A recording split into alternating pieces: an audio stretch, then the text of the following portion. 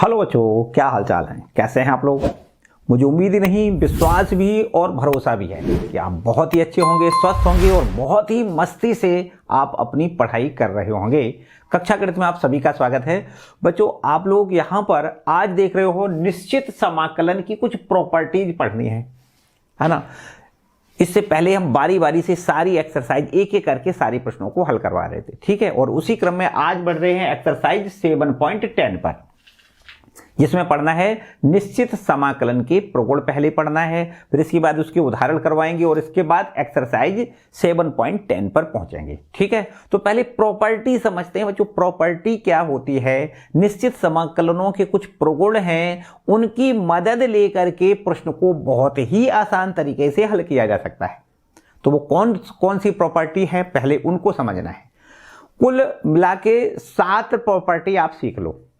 7 कुछ उसके ऐसे कह सकते हैं कि इनको एज ए फॉर्मूले के रूप में यूज कर सकते हो। फॉर्मूला तो नहीं कहेंगे, मतलब ये हमारे कुछ प्रश्नों में इस टाइप के जब प्रश्न मिलेंगे तो उन पर हम अप्लाई करके और उनको बिल्कुल सरलतम तरीके से हल कर सकते हैं। देखो कौन कौन सी वो प्रॉपर्टी आपको याद रखनी है बच्चों। यहां पर पहले नंबर पर एक तो प्रॉपर्टी याद ये रखनी है कि अगर आपको प्रश्न ऐसे मिलता है a to b fx dx, है ना, इसका हमें fx फलन का, x में एक फलन है, x के सापेक्ष इसका समाकलन करके इसकी लिमिट a to b है, इसका मान ज्ञात करना है। तो बच्चों अगर इसको ऐसे कन्वर्ट कर दिया जाए तो भी कोई दिक्कत नहीं, हमारी लिमिट a to b ज्यों की त्यों है। फलन को हम ft मतलब t में कन्वर्ट कर दें और उसको t के सापेक्ष ही समाकलन कर दें तो निश्चित रूप से इसका मान इसके बराबर आता है। मतलब fx dx को ft dt में बदला जा सकता है। फलन अगर हमारा यहां x में है तो ये x के सापेक्ष समाकलन करना है, फलन हमारा t में है तो t के सापेक्ष समाकलन करना है। आंसर बिल्कुल सेम आएगा। fx dx को ft dt में बदल दें, कोई समस्या नहीं आएगी। यहां चाहो तो बिल्कुल प्रूव करके देख सकते हो। भाई मान लेते हैं कि fx का समाकलन हमारा fx कैपिटल fx है और यहां पर इसकी लिमिट है a to b, ठीक है। तो हम क्या करते हैं, पहले ऊपर वाली लिमिट रखते हैं, फिर माइनस, फिर नीचे वाली लिमिट रखते हैं, है ना। तो ये हमारा देखो इस वाली साइड का LHS का हल है। अगर RHS का हल देखें तो यहां भी हम ये कह दें कि भैया इसका समाकलन ft हो गया और इसकी जो लिमिट है वो a to b है। अब यहां से देखो क्या करते हैं, पहले ऊपर वाली लिमिट रखते हैं, फिर माइनस और फिर ये हमारी नीचे वाली लिमिट रखी जाती है। तो बच्चों आप ध्यान से देखो, आंसर तो दोनों के एक ही है ना। F b minus f b minus f a, दोनों के आंसर एक हैं। तो हम कह सकते हैं कि अगर एफ एक्स डी एक्स है उसको एफ टी डी टी में बदल के कोई भी अंतर नहीं आता है, ठीक है। इसके बाद बच्चों ये हमारी पहली प्रॉपर्टी होगी। अब इसके बाद आगे बढ़ते हैं दूसरी प्रॉपर्टी पर। दूसरी प्रॉपर्टी यहां पर इस तरीके से आप यूज करो, अच्छी है, इंपॉर्टेंट है, इस चीज को हम यूज भी करेंगे कि अगर हमारी कोई फलन इस प्रकार से है कि एफ एक्स डी एक्स, इसका हमें समाकलन a to b करना है और इस पर अगर हम लिमिट इसकी चेंज करना चाहें, मतलब ये लोअर लिमिट को अपर लिमिट पर, अपर लिमिट को लोअर लिमिट पर अगर बदलना चाहें तो केवल इसका साइन बदलेंगे। प्लस में है तो माइनस कर देंगे, माइनस में है तो प्लस कर देंगे और इसका ये हमारी लिमिट b to a हो जाएगी, ठीक है। इस तरीके से देखो इसको कन्वर्ट करने पर कोई अंतर नहीं आता है। अगर हमें लिमिट चेंज करनी हो तो क्या करेंगे, इसका साइन बदलेंगे, माइनस है तो प्लस कर देंगे, प्लस है तो माइनस कर देंगे, ठीक है। चलिए यहां भी इसी प्रकार इसको हल करोगे, बिल्कुल यही इसका आंसर और इसका आंसर सेम टू सेम बिल्कुल एक ही आएगा, ठीक है। तीसरी प्रॉपर्टी देखो, इंटीग्रेशन। बच्चों अगर ऐसा हो कि a to b तक इंटीग्रेट हो, एफ एक्स डी एक्स को a to b तक इंटीग्रेट करना हो और यहां पर कोई अंतराल इस प्रकार से कि a से c में पहले इंटीग्रेट करें, a से c तक, और इसके बाद यहां पर c से b तक इंटीग्रेट कर दिया जाए तो बच्चों वही रिजल्ट आता है जो a से b तक इंटीग्रेट करने में आता है। देखो हम ऐसे इसको थोड़ा ये समझाने का तरीका नहीं, लेकिन आपके समझ में आ जाएगा। यहां से माने कि ये x बराबर a पॉइंट है, ये x बराबर b पॉइंट है, और यहां पर x बराबर c पॉइंट कहीं बीच में है। तो हम क्या करते हैं, a से b तक पहले इंटीग्रेट कर लेते हैं और फिर c से b तक इंटीग्रेट कर लेते हैं। तो टोटल हमारा a से b तक इंटीग्रेट हो जाता है। बस यही किया है। देखो a से c तक इंटीग्रेट पहले किया है, फिर प्लस का निशान लगाओ, फिर c से b तक इंटीग्रेट किया गया है, और फिर दोनों को बीच में देखो प्लस का निशान करके जोड़ दें तो समझो a से b तक हमारा इंटीग्रेट हो जाएगा। तो इस तरीके से बच्चों याद रखना है, ये आपकी तीसरी प्रॉपर्टी हो गई। ठीक है, ध्यान से चौथी प्रॉपर्टी पर पहुंच जाते हैं। देखो नंबर 4, यहां पर चौथी प्रॉपर्टी बच्चों बहुत ही कीमती और बहुत ही इंपॉर्टेंट है। a to b fx dx अगर ऐसा लिखा है तो इसको हम यहां ऐसा लिख सकते हैं, a टू b इन दोनों उच्च सीमा निम्न सीमा दोनों को जोड़ दें और यहां पर इस तरीके से लिख दें f of a plus b minus x. दोनों सीमाओं को जोड़ करके हमें क्या करना है, जोड़ में से x को घटाना है। योग में से दोनों सीमाओं की योग में से x को घटा दें तो इस तरीके से हम यहां पर इसका हल पाएंगे, बिल्कुल एकदम आसान। जो इसका हल होगा वही इसका आंसर आएगा। दोनों के आंसर सेम टू सेम आएंगे। जो fx का समाकलन करने के बाद a टू b लिमिट लेंगे वही आंसर यहां पर आएगा इसका। यहां पर इंटीग्रेट करके हम a टू b लिमिट लेंगे तो जो इसका आंसर आएगा वही बिल्कुल इसका आंसर आएगा। ठीक है, इसी का एक और छोटा ये कह सकते हैं इसको ऐसे कि भैया अगर 0 टू a लिखा है, 0 टू a fx लिखा है, fx dx लिखा है, तो 0 to a f of a minus x into dx। देखो ये हम कह सकते हैं दोनों एक ही बातें हैं। यहां पर क्या किया है, इन दोनों लिमिट को दोनों को जोड़ के जो योगफल आया उसमें से x घटाया है। यहां भी हकीकत वही बात है कि भाई ये 0 है ये a है, दोनों को जोड़ो तो a रहेगा और a में से x को घटाया गया है। तो कह सकते हैं ये दोनों प्रॉपर्टी एक ही लगभग प्रॉपर्टी है। ठीक है, अगर आपको 0 टू a मिलता है तो a में से x घटाना है, a टू b मिलता है तो a प्लस b दोनों को जोड़ के फिर x में से घटाना है। ठीक है, तो ये 5 प्रॉपर्टी हो गई बच्चों। अब आते हैं, चलो यहां लिख देते हैं छठवीं प्रॉपर्टी, प्रॉपर्टी नंबर 6। देखो छठवीं प्रॉपर्टी बच्चों थोड़ी अच्छी है, ध्यान से देखो। ये 0 टू 2a अगर ऐसा लिखा है, 0 टू 2a fx dx, तो 0 टू 2a fx dx लिखा है तो बच्चों इसके आंसर 2 हो जाएंगे। कौन कौन से? एक तो आंसर हो सकता है 2 integration 0 to a fx dx हो सकता है, और एक इसका आंसर 0 हो सकता है। अच्छा भाई 2 आंसर हो गए तो ये हम कब लिखेंगे, ये हम कब लिखेंगे? तो बच्चों याद रखना है 0 टू 2a fx dx का answer 2 0 to a fx dx कब होता है? ये तब होता है यदि, देखो यहां लिख देते हैं, यदि f of 2a minus x बराबर fx आ जाए, तब इसका आंसर होता है 2 टाइम। और इसका आंसर 0 कब होता है? ये तब होता है यदि f of 2a minus x बराबर माइनस fx आ जाए, तब इसका आंसर 0 हो जाता है। मतलब यहां क्या करना है, 2a देखो लिखा है ये वाली limit 2a, f of 2a minus x का मान निकालें तो ये माइनस fx के बराबर आ जाए, तो इसको आंसर में क्या लिखना है? 0। समाकलन भी नहीं करना है, लिमिट भी नहीं लेना है, कुछ भी नहीं लेना है, आंसर सीधा 0 लिखना है। कब? जब 2a में से x घटाएं तो माइनस fx मिल जाए, और यदि 2a में से x घटा के प्लस का fx मिल जाए तब क्या करते हैं, तब इसको 2 से गुणा कर देते हैं और लिमिट को आधा कर देते हैं। देखो 2a है तो लिमिट कितना हो गया? a हो गया। ठीक है, तो 2 टाइम लिमिट हमारा आधा हो जाएगा, 0 से a हो जाएगा fx dx। कब? जब f of 2a minus x बराबर fx होता है तब। और जब 2a minus x f 2a minus x बराबर माइनस fx होता है तब इसका आंसर 0 आता है। ठीक है, एक लास्ट प्रॉपर्टी और आप याद रख लो, नंबर 7वीं कह सकते हैं ये हमारी property minus a to a plus में a, minus a to plus a fx dx अगर लिखा है तो बच्चों इसके भी 2 आंसर आते हैं।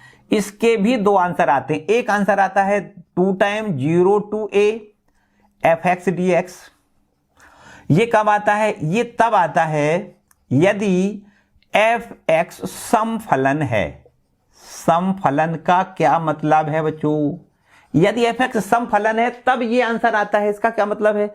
इसका मतलब ये है कि अगर हम एफ ऑफ माइनस एक्स का मान निकालें और ये हमारा एफ एक्स प्लस में आ जाए तो निश्चित रूप से हम इसको ऐसा लिखेंगे कि ये वाली लिमिट हम 0 कर देंगे और ये ऊपर वाली ज्यों की त्यों रखेंगे, एफ एक्स डी एक्स लिख देंगे, 2 से गुणा कर देंगे। तब जब एफ एक्स हमारा सम फलन है। सम फलन कैसे पहचानेंगे? एफ ऑफ माइनस एक्स बराबर एफ एक्स मिलता है तब। ठीक है, और इसी का आंसर 0 भी हो सकता है। 0 कब हो सकता है? यदि एफ एक्स विषम फलन है। यदि एफ एक्स क्या है? विषम फलन है।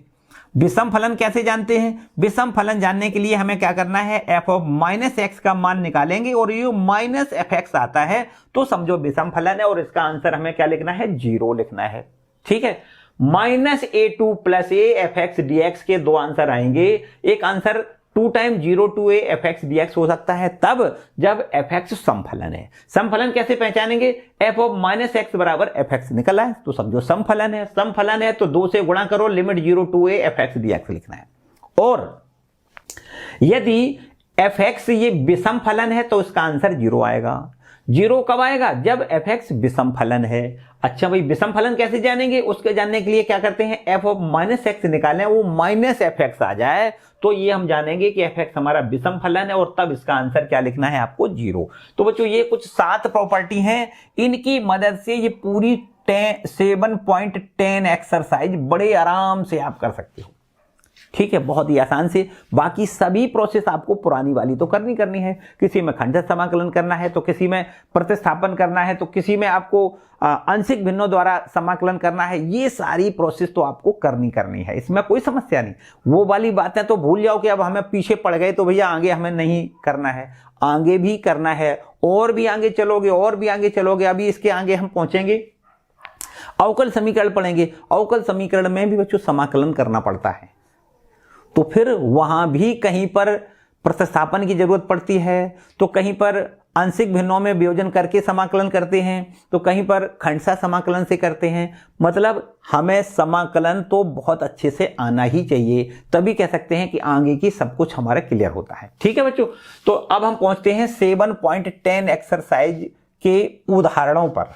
ठीक है, इसको एक बार देख लो और नोट कर लो जल्दी से। और ये है बच्चों, देखो इसका पहला उदाहरण, नंबर है इसका 28वां।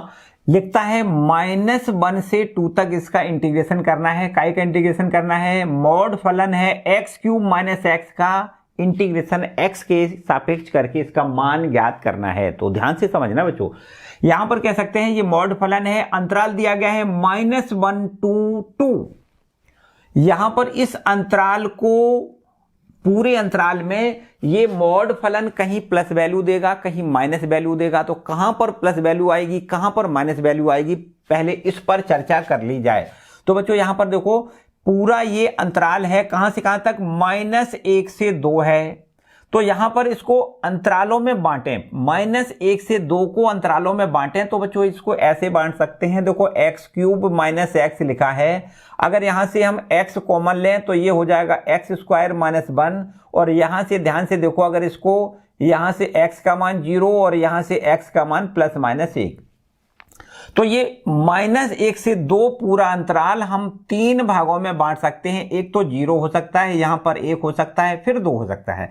-1 से 2 3 अंतरालों में बट रहा है, -1 to 0, 0 से 1 और 1 से 2 में पूरा ये बट रहा है, 3 अंतरालों में बट रहा है।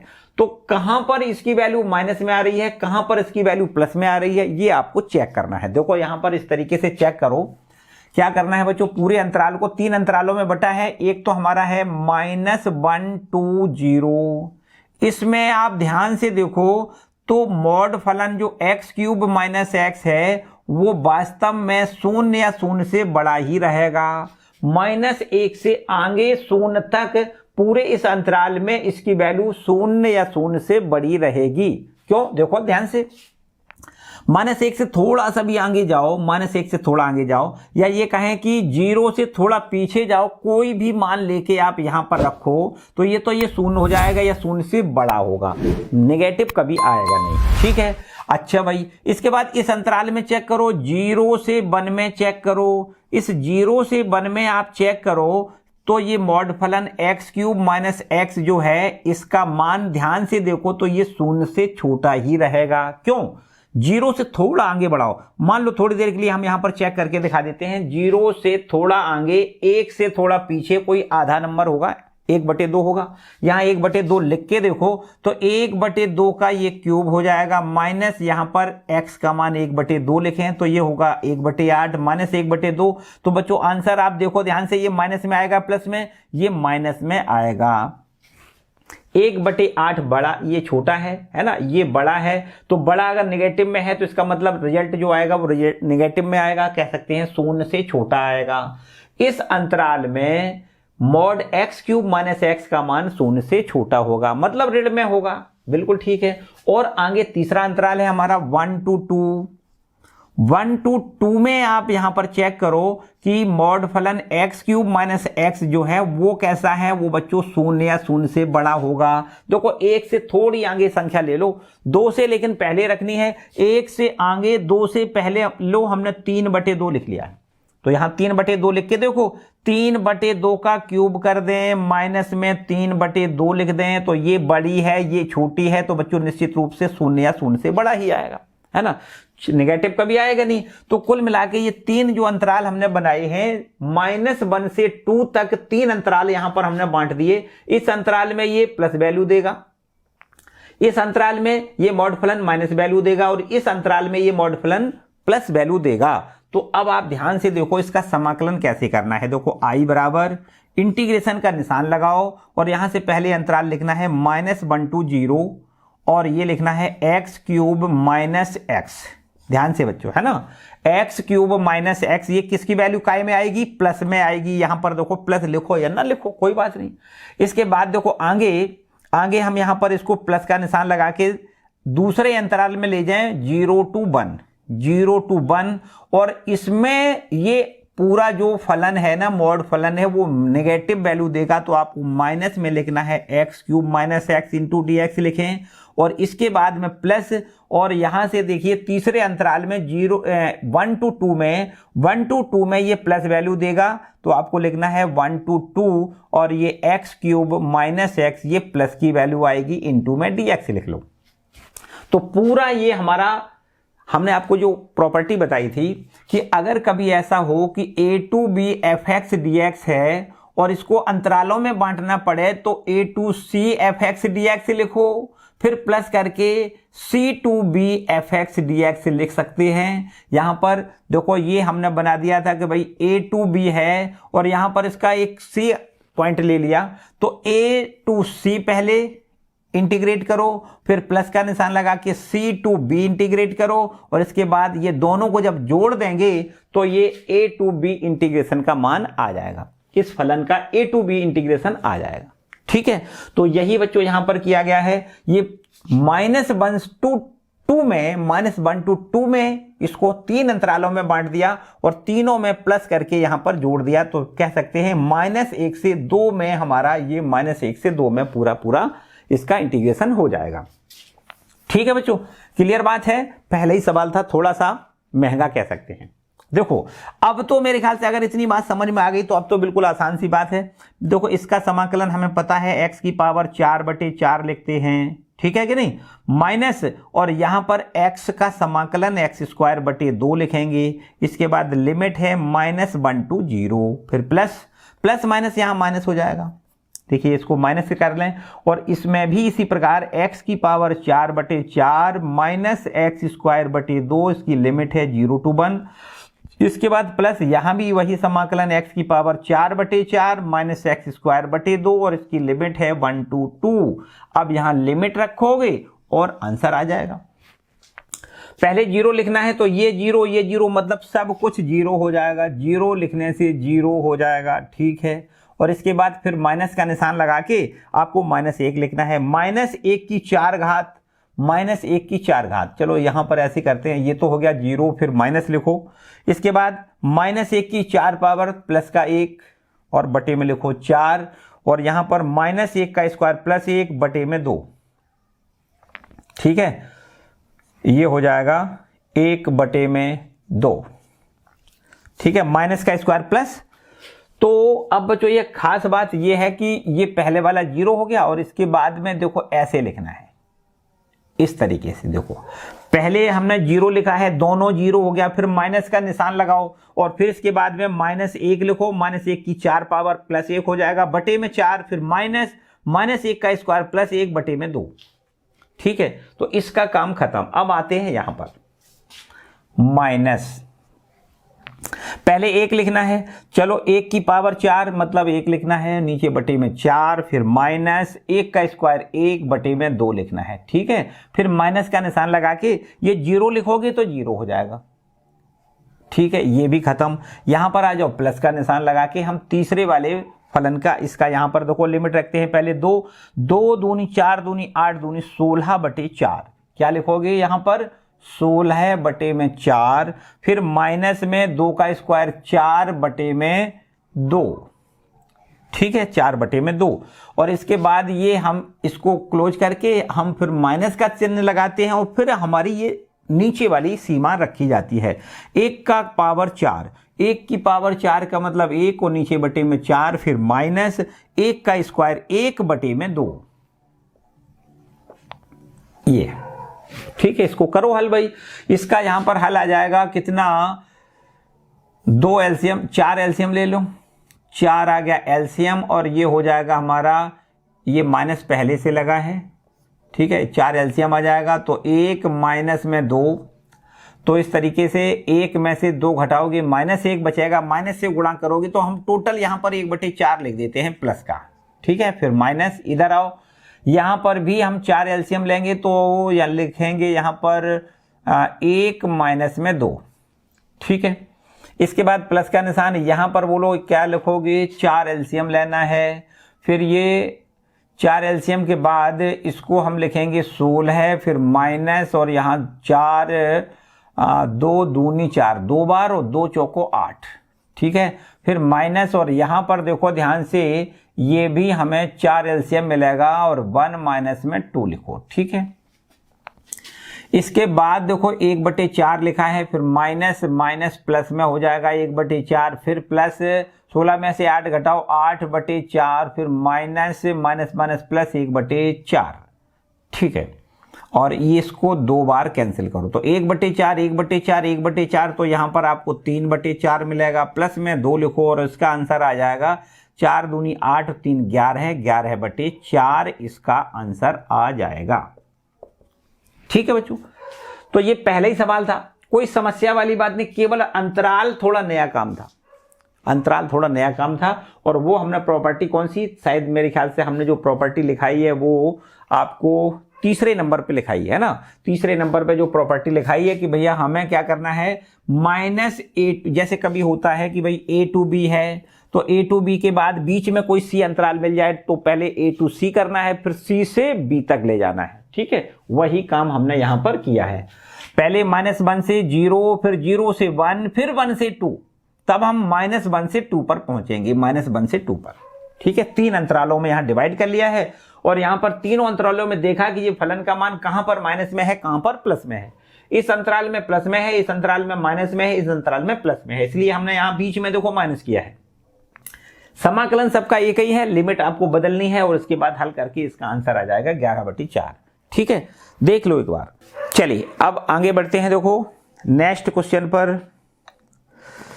ये हमारा क्वेश्चन नंबर अब 29वां क्वेश्चन है, उदाहरण नंबर 29वां है। इसमें लिखा है इंटीग्रेशन करना है -π/4 to π/4 sin square x dx का मान ज्ञात करना है।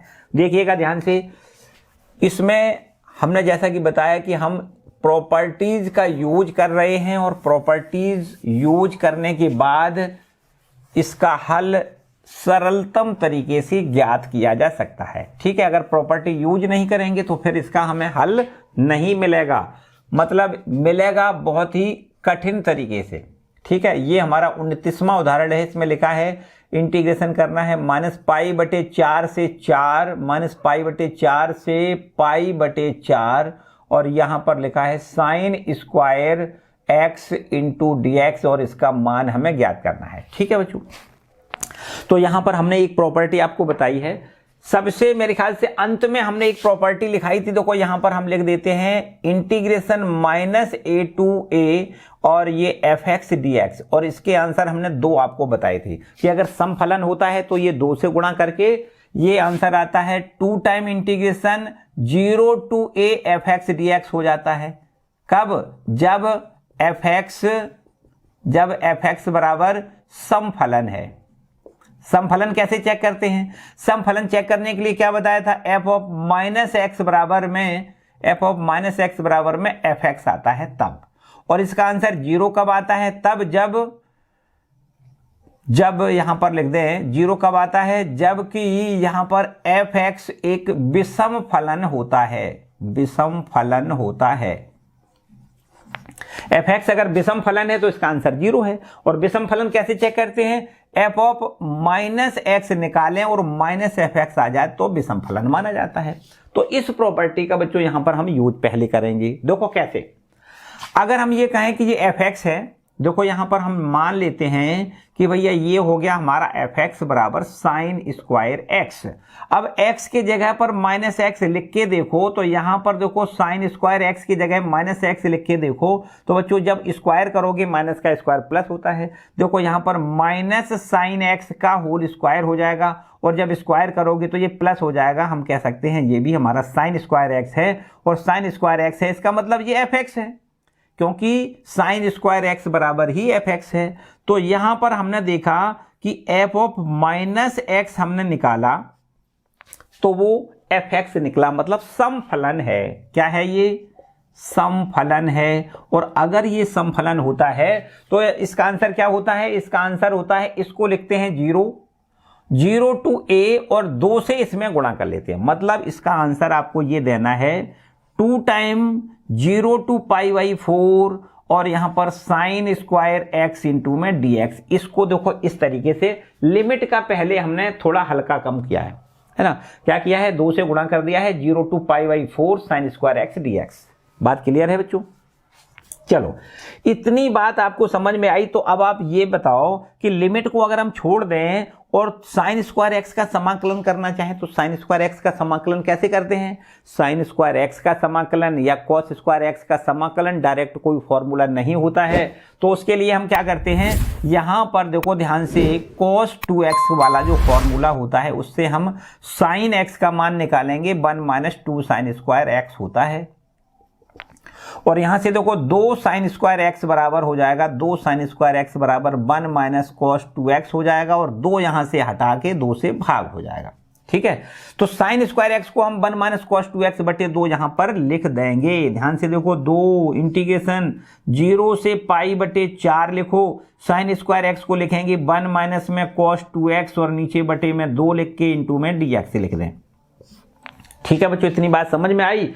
तो मेरे ख्याल से अब इसका हम समाकलन बड़े आराम से कर सकते हैं। थोड़ी जगह कम हो गई भाई यहाँ पर, है ना, तो कोई बात नहीं। देखो 2 हम यहाँ बाहर निकालें, 2 से 2 ही हमारा कैंसिल हो जाएगा। तो इंटीग्रेशन 0 से पाई बटे 4 लिखो और 1 माइनस कॉस 2x इंटू में dx लिखो। और बस अब देखो इसका समाकलन पता है, 1 का समाकलन x हो जाएगा। लिमिट यहाँ रख देते हैं 0 से पाई बटे 4 और फिर इसके बाद माइनस कोस 2x का समाकलन साइन 2x लिखना है, यहां पर बटे में 2 और लिख दें और 0 से पाई बटे 4 लिख दें।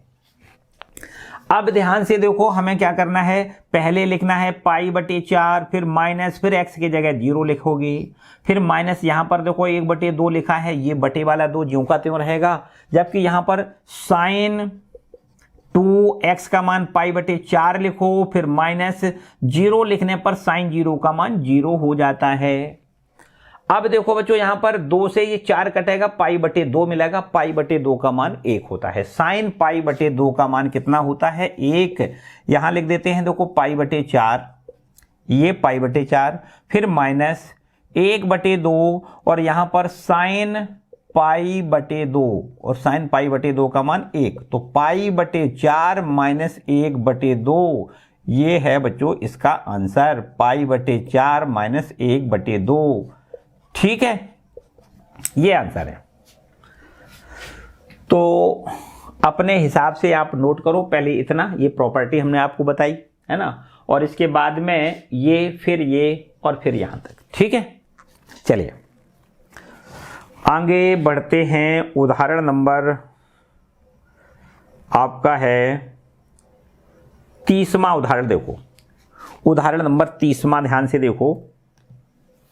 देखिए इसको रब कर लेते हैं। उदाहरण नंबर 30वां देखेंगे तो ये हमारा है, देखो प्रश्न 0 से पाई, और ये लिखा है x इंटू में sine x into d x, नीचे बटे में लिखा है 1 प्लस कॉस स्क्वायर, प्लस है 1 प्लस कॉस स्क्वायर एक्स। इसका हमें समाकलन करना है और इसको हम लिख लेते हैं i बराबर। ठीक है, इसका मान ज्ञात करना है। करिए, कैसे करोगे? देखो ध्यान से बच्चों, यहां पर एक प्रॉपर्टी हमने आपको पढ़ाई है कि भाई अगर ऐसा हो कि 0 to a f x d x हो, तो इसको हम 0 to a f of a minus x into d x लिख सकते हैं। बोलो लिखाया कि नहीं लिखाया? अभी हमने एक प्रॉपर्टी आपको बताई जिसमें बताया था कि 0 to a f x d x हो तो हम क्या करते हैं, इस x के जगह पर a माइनस एक्स लिख लेते हैं।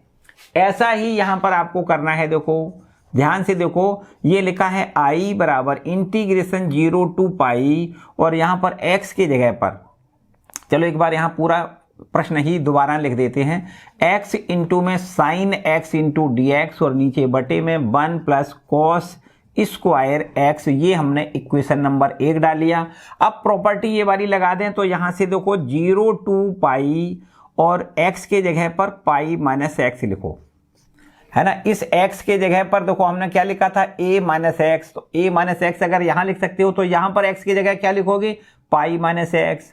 फिर इंटू में साइन पाई माइनस एक्स लिखो, इंटू में डी एक्स लिखो। जहां जहां x लिखा है वहां पर आपको पाई माइनस एक्स लिखना है। ठीक है, 1 प्लस कॉस स्क्वायर एक्स की जगह पर लिखना है पाई माइनस एक्स लिखना है। ठीक है, अब देखो और आगे प्रॉपर्टी लगाने के बाद यहां पर देखो 0 टू पाई, और ये पाई माइनस एक्स अपना ज्यों का त्यों रहेगा। Sine pi minus x, sine pi minus x बराबर साइन एक्स ही होता है, कोई बदलाव नहीं। बटे में यहां लिखो 1 plus cos square pi minus x, cos pi minus x बराबर माइनस कॉस एक्स होता है, लेकिन स्क्वायर है तो ये प्लस कर देगा, तो इसको भी हम कॉस स्क्वायर एक्स ही लिखेंगे। ठीक है, और इस पर हम एक दूसरा नंबर डाल देते हैं, इक्वेशन नंबर 2। ठीक है, अब समीकरण 1 और 2, ये दोनों समीकरण आप जोड़ दो। क्या करोगे, समीकरण 1 और 2, इन दोनों समीकरणों के जोड़ने से आपको क्या मिलेगा, देखो i और i जोड़ के हमें 2i मिल जाएगा। इंटीग्रेशन की लिमिट है 0 टू पाई। ध्यान से समझना बच्चों, यहां पर कुछ कॉमन चीजें हैं। क्या है, x into d x, x into d x बटे में 1 प्लस कॉस स्क्वायर एक्स, बटे में 1 प्लस कॉस स्क्वायर एक्स। तो कह सकते हैं साइन एक्स डी एक्स बटे में 1 प्लस कॉस स्क्वायर एक्स, इतना यहां भी है और यहां भी है, तो ये कॉमन मिल जाएगा। तो जोड़ोगे तो क्या क्या जुड़ेगा, x plus pi minus x. यहां देखो x ऊपर और पाई माइनस एक्स ये नीचे से जुड़ के कॉमन हमें मिल जाएगा sine x into d x, और नीचे बटे में 1 प्लस कॉस स्क्वायर एक्स। जोड़ समझ में आया कैसे हमने जोड़ा है? यहां पर फिर से समझो, i और i जोड़ के हम 2i लिखेंगे, और यहां पर इंटीग्रेशन दोनों में है तो 0 टू पाई इंटीग्रेशन लगाओ, साइन एक्स डी एक्स बटे 1 plus cos square x, sine x d x बटे 1 प्लस कॉस स्क्वायर एक्स, ये हमने देखो कॉमन लिख लिया है। तो यहां बचा x और यहां पाई माइनस एक्स, तो x plus pi minus x sine x d x बटे 1 प्लस कॉस स्क्वायर एक्स। ठीक है, यहां पर देखिए ये माइनस का x और प्लस का x यहां से आप कैंसिल कर लो भाई, ये माइनस का x है, ये प्लस का x है, तो ये पाई केवल बचेगा। इसको आप चाहो तो समाकलन से बाहर भी निकाल सकते हो। ध्यान से देखो, तो इधर चल रहा है 2i बराबर पाई, बाहर निकालो तो समाकलन के अंदर लिखना है 0 टू पाई। यहां पर आपको साइन एक्स डी एक्स मिल रहा है, sine x into d x, और नीचे बटे में 1 प्लस कॉस स्क्वायर एक्स। तो बच्चों अब देखो, अब यहां पर प्रतिस्थापन करना है, प्रतिस्थापन से यहां से देखो मान निकलेगा। हमें क्या करना है, यहां पर मान लेना है कि कॉस एक्स बराबर टी है। ये cos x को t मान लें। अगर cos x का मान t है तो माइनस में sin x into d x बराबर हम dt लिख सकते हैं, या फिर माइनस इधर ले जाएं तो हम कह सकते हैं sin x into d x बराबर माइनस dt कह सकते हैं। बच्चों जब भी कभी हम प्रतिस्थापन करते हैं तो लिमिट भी तो चेंज करते हैं। यहां पर लिमिट चेंज करेंगे, देखो जब ऐसा लिख दें, जब x का मान, ये नीचे वाली लिमिट है, x का मान 0 है, 0 लिखोगे cos 0 का मान 1 होता है तो कहेंगे t बराबर 1 है। और जब x का मान हम पाई लिखेंगे, ऊपर वाली लिमिट रखें तो cos पाई का मान, बच्चों यहां पर cos पाई का मान कह सकते हैं 90 प्लस 90 मतलब -1 है, तो t बराबर हो जाएगा -1। ठीक है, जब cos पाई का मान कितना होता है, -1 होता है, तो लिमिट हमारी 1 to -1 हो गई। ध्यान से देखो, ये हमारा चल रहा था 2i बराबर पाई, इंटीग्रेशन लिमिट हमारी कितनी हो गई, ऊपर ये नीचे वाली 1 है, ऊपर वाली -1 है। sin x dx, तो बच्चों यहाँ sin x dx को हम -dt लिख सकते हैं, जबकि नीचे बटे में देखो 1 प्लस टी स्क्वायर, इसको हमने t माना है तो 1 प्लस टी स्क्वायर लिख दें। ठीक है कि नहीं बच्चों, यहां पर एक काम करो, ये माइनस पहले निकाल के हम इसको ऐसे भी लिख सकते हैं, माइनस में पाई इंटीग्रेशन 1 to -1 और dt बटे में 1 प्लस टी स्क्वायर। देखो एक और प्रॉपर्टी यहां लगा सकते हो, हमने आपको बताया था कि अगर हम इस माइनस से गुणा कर दें तो ये हमारा लिमिट लोअर की अपर हो जाती है, अपर की लोअर हो जाती है। तो अगर इसकी लिमिट बदलनी हो तो यहां माइनस से गुणा करना पड़ेगा, ये प्लस हो जाएगा, है ना।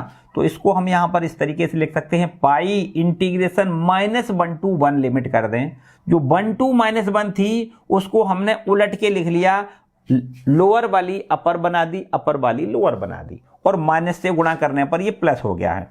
बाकी dt बटे में 1 प्लस टी स्क्वायर हमें ज्यों का त्यों रखना है। ठीक है, अब देखो, अब बिल्कुल सही है, ये 2i चल रहा है, 2i चल रहा है, यहां पर देखो पाई अपना बाहर है, इसके बाद में 1/1 प्लस tan स्क्वायर, देखो 1/1 प्लस टी स्क्वायर को हम tan इनवर्स x लिख सकते हैं, tan इनवर्स t हो जाएगा। इसकी लिमिट हमारी है -1 to 1 है। ठीक है, ये इधर है 2i बराबर पाई इंटू में, यहां लिखो tan इनवर्स 1 माइनस में लिखो tan इनवर्स -1। ठीक है, यहां से देखिए 2i बराबर में पाई इंटू में tan इनवर्स 1 का मान, पहले एक बार इसको ऐसे लिख दो, tan इनवर्स 1, ये tan इनवर्स माइनस, ये यहां आएगा माइनस माइनस प्लस हो जाएगा, tan इनवर्स 1 और tan इनवर्स 1 और tan इनवर्स 1 दोनों को जोड़ दें तो ये हो जाएगा 2 इंटू में tan इनवर्स 1। तो 2 से 2 दोनों साइड से कैंसिल कर सकते हो, ये i बराबर हो जाएगा पाई इंटू tan इनवर्स 1 का मान π/4 होता है। तो बच्चों इस तरीके से i का मान पाई स्क्वायर बटे 4 हमें मिल रहा है, देखो ध्यान से, है ना। तो ये कह सकते हैं इसका फाइनल हमारा आंसर है। ठीक है बच्चों, बात समझ में आ गई कि नहीं, थोड़ा बड़ा है, ध्यान से समझ लो एक बार। ठीक है, ये हमारी बहुत ही यूजफुल प्रॉपर्टी है, 0 to a fx dx बराबर होता है 0 to a, इसमें x के जगह पर a माइनस एक्स लिखना है। यहां पर भी हमने ऐसा किया है, जो x लिखा है उसकी जगह पर पाई माइनस एक्स लिखा है, पाई माइनस एक्स, यहां भी x की जगह पाई माइनस एक्स और यहां भी x की जगह पाई माइनस एक्स। ठीक है, और फिर साइन पाई माइनस थीटा बराबर साइन थीटा होता है। इसी प्रकार कोस पाई माइनस थीटा बराबर माइनस कोस थीटा होता है, लेकिन स्क्वायर है तो प्लस में हो जाएगा। ठीक है, और इसके बाद दोनों को जोड़ दिया है, जोड़ने के बाद फिर अब यहां पर देखो इसके प्रतिस्थापन कर लिया है, प्रतिस्थापन करने पर लिमिट भी चेंज हो गई है। लिमिट चेंज करने के बाद देखो ये माइनस को प्लस में बदलना है तो लिमिट हमारी ये चेंज हो जाती है, लोअर की अपर और अपर की लोअर हो जाती है। वो हमने हमारी लिमिट भी हमने चेंज कर ली है ना, माइनस वाली अपर बना दी है, ये लोअर वाली अपर बना ली है और अपर वाली लोअर बना ली है, माइनस से मल्टीप्लाई करके ये माइनस हमारा खत्म हो गया है। अब 1/1 प्लस टी स्क्वायर का समाकलन tan इनवर्स t होता है, लिमिट हमारी -1 to 1 हो गई है, और इस तरीके से हमने इसको हल किया है।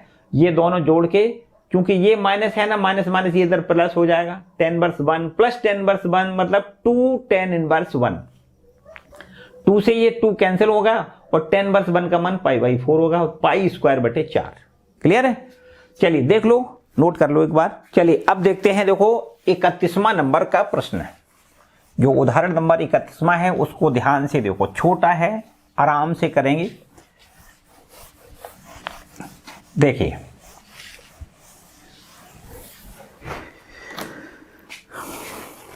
ये हमारा उदाहरण है 31वां, इसमें लिखा है इंटीग्रेशन करना है -1 to 1 साइन की पावर 5x इंटू कोस की पावर 4x इंटू dx का मान ज्ञात करना है। देखो उदाहरण नंबर है हमारा 31वां और लिखा है इंटीग्रेशन करना है -1 to 1 और साइन की पावर 5x इंटू में कोस की पावर 4x इंटू dx, इसका देखो हमें समाकलन करना है। तो समझते हैं देखो कैसे करना है, इसका मान कैसे ज्ञात करना है। बच्चों यहाँ पर हमने जैसा कि प्रॉपर्टी बताई कि प्रॉपर्टी जो है ना उनकी शकल आपको याद रखनी है कि किस रूप में प्रश्न मिले तो हमें कौन सी प्रॉपर्टी लगानी है। बच्चों ये हमारा देखो एक प्रॉपर्टी हमने बताई थी कि -a to a fx dx, अगर इस रूप में हमारा कोई प्रश्न लिखा है देखो -a2 + a है कि नहीं है, -1 2 + 1 -a2 + a है ना। तो अगर इस रूप में होती है तो इसके दो आंसर होते हैं, एक तो आंसर होता है 2 time 0 to a fx dx। ये कब होता है, ये तब होता है जब f ऑफ -x लिखें और ये आपका प्लस में fx आ जाए, है ना, सम फलन के लिए। जब x क्या है, सम फलन है, ठीक है। सम फलन का मतलब कैसे निकालते हैं, f ऑफ -x बराबर fx निकले आए। और इसका आंसर 0 कब आता है, इसका आंसर 0 तब आता है जब fx विषम फलन है। विषम फलन कैसे चेक करते हैं, विषम फलन है, विषम फलन चेक करने के लिए f की जगह पर x की जगह पर -x लिख के हम ये देखते हैं कि ये -fx तो नहीं आ रहा है। अगर -fx आ रहा है तो ये विषम फलन कहा जाता है, और जब विषम फलन होता है तो इसका समाकलन 0 होता है। दो आंसर आते हैं। तो यहां भी देखो वही काम करना है, चेक कर लेते हैं कि विषम फलन है या सम फलन है। अगर सम फलन आता है तो हम 2 से गुणा करके 0 to 1 लिमिट लिखेंगे और फिर इसका समाकलन करेंगे, और यदि विषम फलन आता है तो इसका सीधा सीधा आंसर हम 0 लिखेंगे। देखो अभी चलो यहां पर ऐसा करते हैं कि मान लेते हैं कि ये हमारा कोई फलन ऐसे है, fx बराबर साइन की पावर 5x इंटू में कॉस की पावर 4x, ठीक है। अब यहां x की जगह पर -x लिख के आप देखो, f की जगह x की जगह -x, यहां भी ऐसा ही करना है। साइन की पावर 5x की जगह पर -x लिखो, इंटू में कॉस की पावर 4x की जगह पर -x लिख दो। तो साइन माइनस थीटा बराबर माइनस साइन थीटा होता है, तो माइनस आपका पहले आ जाएगा, माइनस की 5 घात है तो माइनस ही रहेगा, और साइन की पावर 5x, ठीक है। तो यहां पर बताओ कॉस माइनस थीटा बराबर कॉस थीटा ही होता है, तो यहां पर ये माइनस खत्म हो जाता, कॉस में सेक में माइनस का काम खत्म, 4 पावर जो की तो ठीक है। याद करो यहां पर देखो ये माइनस है। अब बच्चों यहां पर ध्यान से देखो तो साइन की पावर 5, देखो साइन की पावर 5 इंटू कॉस की पावर 4, क्या इसको हम fx लिख सकते हैं? साइन की पावर 5x इंटू कॉस की पावर 4x को हम fx लिख सकते हैं। तो ये माइनस हमारा पहले से आ गया और इसको हम लिख सकते हैं fx। मतलब सीधा काम है भाई, बिल्कुल सीधा है कि f ऑफ -x बराबर -fx आ रहा है, अर्थात fx हमारा जो है वो क्या है, विषम फलन है, विषम फलन है। तो इसका अब आंसर आपको क्या लिखना है, डायरेक्ट 0 लिखना है। इसलिए I बराबर इंटीग्रेशन -1 to 1 साइन की पावर 5x इंटू में कॉस की power 4x, cos power 4x dx का आंसर क्या लिखोगे, 0 लिखेंगे, क्योंकि यहां पर ये विषम फलन है, विषम फलन का सीधा आंसर क्या आता है, 0। तो बच्चों इसका आंसर आपको डायरेक्ट में क्या लिखना है, 0 लिख देना है। ये आंसर क्या लिखना है, 0 आएगा, ठीक है। तो इस तरीके से बच्चों ये हमारा 31वां नंबर उदाहरण हो गया है। चलिए ऐसा करते हैं, आज के लिए फिलहाल इतना ही रखते हैं। शेष बचे हुए उदाहरण इस एक्सरसाइज 7.10 एक्सरसाइज के साथ में पूरे करेंगे, ठीक है। तो बचे हुए उदाहरण अगले वाले लेक्चर में कंप्लीट करेंगे। आई होप यहां तक आपको किसी प्रकार की कोई समस्या नहीं होगी। अगर कोई समस्या है तो कमेंट सेक्शन में जरूर कमेंट करिएगा, ठीक है। और वीडियो अगर अच्छा लगा है तो वीडियो को लाइक जरूर करिए, चैनल पर नए हैं तो चैनल को सब्सक्राइब करिए, ठीक है। मिलते हैं अगले वीडियो में, तब तक खुश रहें, मस्त रहें और साथ साथ पढ़ते जरूर रहें। All the best, bye bye.